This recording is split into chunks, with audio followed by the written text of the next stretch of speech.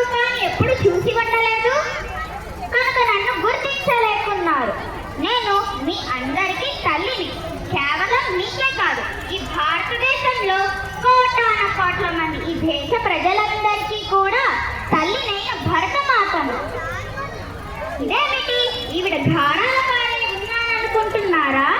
ఏమి చేస్తాను, వేలాది సంవత్సరాలుగా విదేశీ దండయాత్రకులోనే సంపదనంతా పోగొట్టుకుని ఉన్నదాన్ని. ఇలా కాకుండా మరి ఇంకెలా ఉంటాను?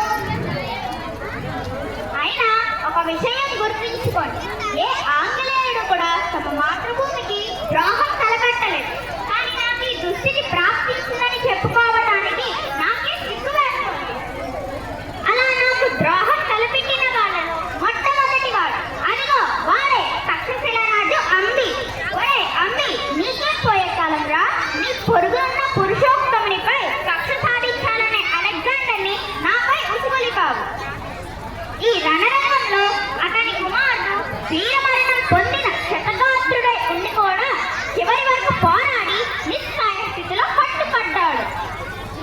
కానీ మీరు చేసిన ఈ ఘనకార్యానికి భారతదేశం అనే పచ్చని చెట్టుకు పట్టిన చీడ పురుగుగా నాటి నుండి నేటి వరకు అందరిచే చేదరించుకోబడుతున్నావురా. నా చుట్టుపక్కల చూడండి, డబ్బు, పలుకుబడి అనే వాటి ప్రభావానికి లోనై పోలీస్, న్యాయ వ్యవస్థలకు లోపడి సామాన్యునికి భద్రత, ప్రేమ అనేది అతని ద్రాక్ష పండయ్యాయి. ఎక్కడ చూసినా ఆకలి మంటలు, నిరుద్యోగం, అవినీతి, లంచగొండితనం అనేవి వైర విహారం చేస్తున్నాయి. నాకు వీటన్నిటి నుండి విముక్తి లభించేదెప్పుడు? ఆ మంచి రోజులు వచ్చేదెప్పుడు?